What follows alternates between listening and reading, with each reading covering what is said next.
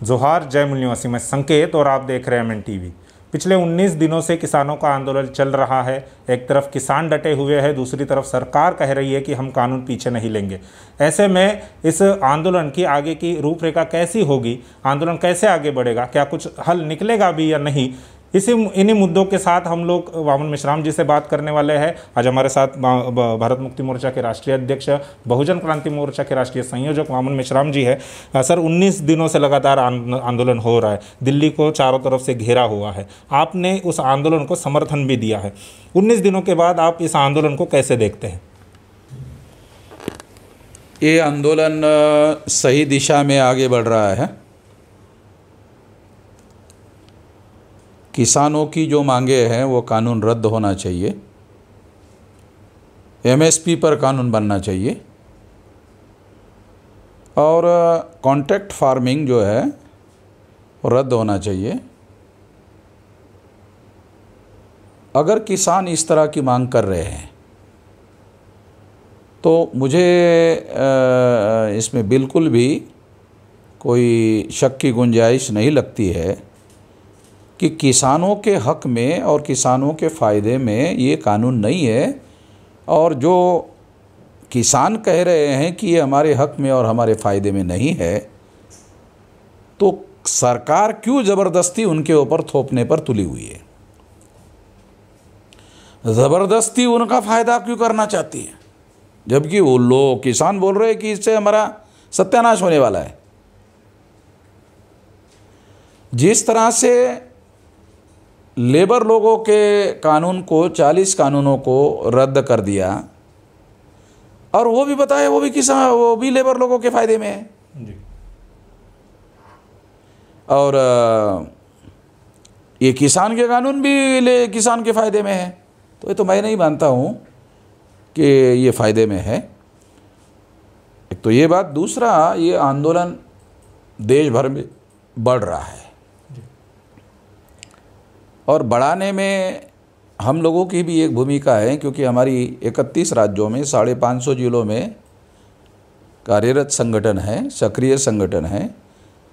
और जो आंदोलन शुरू करने वाले किसान हैं, जिसके लिए पंजाब के किसानों ने पहल किया, मैं उनको वंदन करता हूँ कि उन्होंने इस मुद्दे को पहल किया। उन लोगों का, किसानों का देशव्यापी संगठन का जाल नहीं है जी। हम लोग किसानों के मुद्दे को देशव्यापी लेकर गए हैं और इसको पूरी ताकत के साथ, संगठन शक्ति के साथ हमारा पूरा समर्थन है। गुजरात में और उत्तर प्रदेश में और कई राज्यों में बीजेपी की जहां सरकारें हैं, वहां हमारे लोगों को उन्होंने अरेस्ट किया है। 8 दिसंबर की आप बात कर रहे हैं? हाँ, अरेस्ट किया है। आज भी हमारे लोगों ने कई जगह अरेस्ट करवा लिया है जी। तो इसलिए हमारा तो इस आंदोलन को सक्रिय रूप से समर्थन है और ये आंदोलन आगे बढ़ रहा है जी। और आने वाले समय में केंद्र सरकार जो किसानों के विरोध में कैंपेन चला रही है और चौपाल में जाके किसानों को समझाने का काम कर रही है, वो समझाने का काम उनको पहले करना चाहिए था, अब करने का कोई मतलब नहीं है। और ये आंदोलन पीछे हटने वाला नहीं है, ये आंदोलन आगे बढ़ेगा और देशव्यापी बढ़ेगा और आगे बढ़ेगा, लगातार बढ़ेगा जी। इसको पूरे ताकत से हम समर्थन करेंगे जी। 19 दिन के बाद कई बैठकें किसान नेताओं की सरकार के साथ हुई है, 5 दौर की बैठकें हुई है, लेकिन हल नहीं निकला है। एक तरफ किसान कह रहे हैं कि जब तक कानून पीछे नहीं लिए जाते तब तक हम पीछे नहीं हटेंगे, आंदोलन बंद नहीं करेंगे। सरकार ये कह रही है कि हम कानून पीछे नहीं लेंगे क्योंकि ये कानून किसानों के हित का, ऐसा सरकार का कहना है। और अब बातचीत बंद हो गई है, ऐसे में डेडलॉक हो गया है, तो आगे इसका हल कैसे निकलेगा? सबसे अहम बात यह है, अमित शाह के साथ बातचीत होने के बाद 13 किसान नेताओं को अमित शाह के साथ बातचीत करने के लिए बुलाया गया था। उसके बाद जो लिखित प्रस्ताव किसानों को दिया गया, उसके बाद जो प्रस्ताव उन्होंने दिया, खुद भारत सरकार ने, कृषि मंत्रालय ने, अमित शाह ने नरेंद्र मोदी के सहमति से दिया। अगर दिया तो उससे एक बहुत महत्वपूर्ण बात सिद्ध होती है कि तीनों कानूनों के अंदर जो कमियां, खामियां, कमजोरियां हैं वो दूर करने के लिए केंद्र सरकार ने प्रस्ताव दिया है। जब वो दूर की जाएगी, वो बातें दूर की जाएगी, कमियां, खामियां, कमजोरियां, तो जो ओरिजिनल कानून है वो ओरिजिनल कानून लगभग खत्म हो जाएगा। उसका जो मकसद है जी। उस कानून का जो मकसद है जो भारत सरकार ने लाया था वो मकसद पूरा खत्म हो जाएगा। जब मकसद खत्म हो जाएगा तो उस कानून पर अड़े रहने का काम केंद्र सरकार क्यों कर रही है, मुझे समझ में नहीं आ रहा है। उसको नाक का बाल क्यों बना रही है, उसको अहंकार का विषय क्यों बना रही है। जिन मुद्दों को उन्होंने स्वीकार किया उन मुद्दों को स्वीकार करने के बाद अमेंडमेंट होगा। अमेंडमेंट होने के बाद में जो ओरिजिनल कानून है वो ओरिजिनल कानून तो उसका दम निकल गया। जब दम निकलने के बाद में उस कानून को बनाए क्यों रखना चाहते हैं, ये है मुद्दा। डेडलॉक का मुद्दा ये है अहंकार का मुद्दा। केंद्र सरकार को नरेंद्र मोदी के अरे फिर तो हमारी पराजय हो गई, ऐसा विरोधी पार्टी कहेंगे जी। किसान कहेंगे हमारी विजय हो गई, सारे देश के मीडिया वाले कहेंगे कि केंद्र सरकार का पराजय हो गया, और जो अकड़ू प्रधानमंत्री है वो बोलेगा अरे मेरा पराजय, मेरा कैसे पराजय हो सकता है। तो वो ये कोशिश कर रहे हैं कि ठीक है आपकी बात हम स्वीकार करते हैं, सुधार स्वीकार करते हैं, और वो कानून में डाल देते हैं।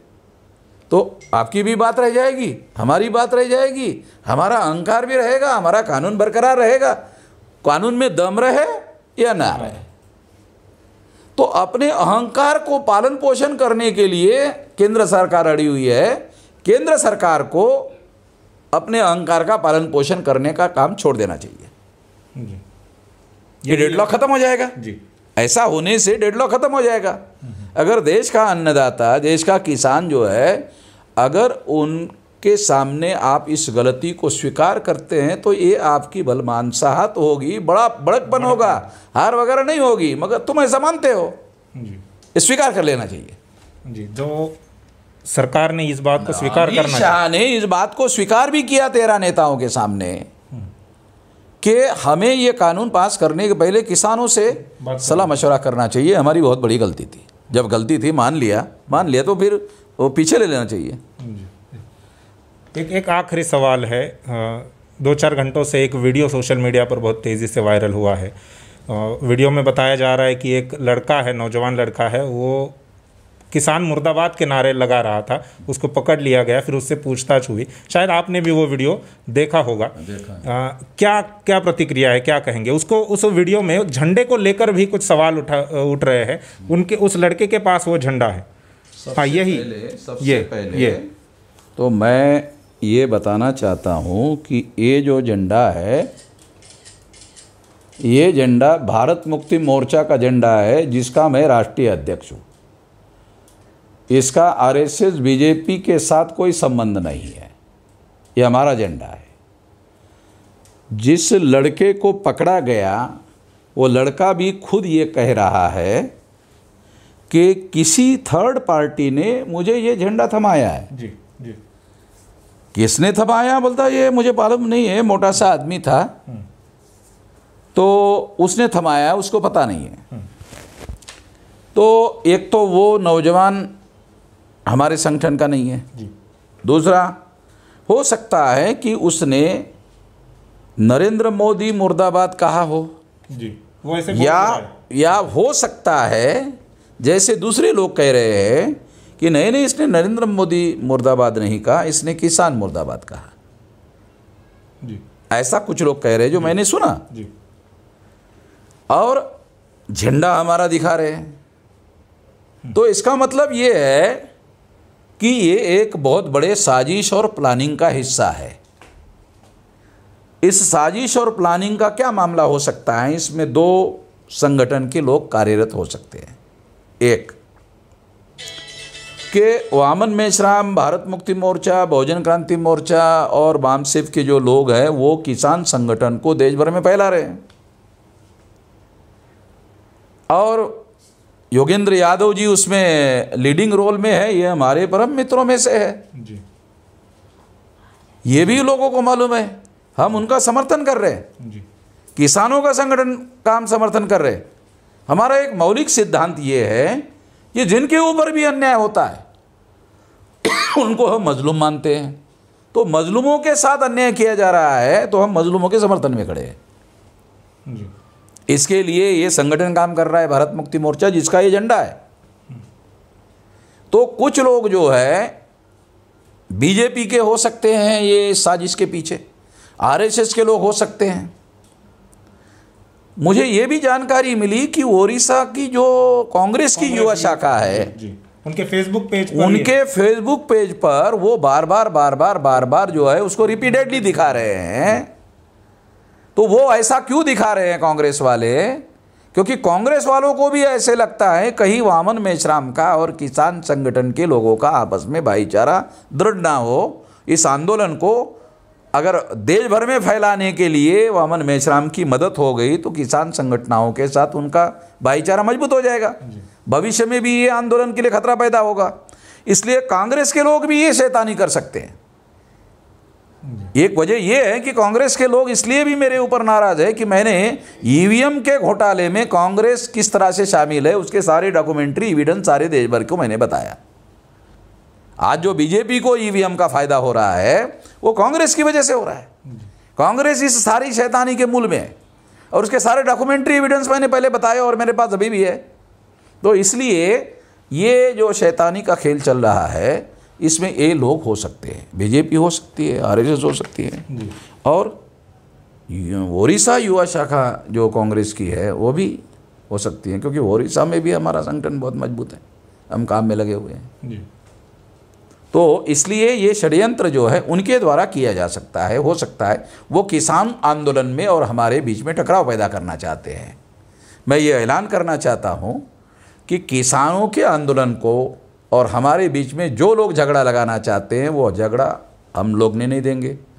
किसान आंदोलन को हमारा पूरा समर्थन रहेगा, पहले भी रहा, आज भी है, आगे भी रहेगा। और मैं ये घोषित कर देना चाहता हूँ कि ये एजेंडा जो है ये हमारा है और किसी ने हमारे और किसानों के बीच में झगड़ा लगाने की कोशिश की, किसान लोग इससे सतर्क हो जाए। हम आपके समर्थन में हैं। जी धन्यवाद। शुक्रिया सर।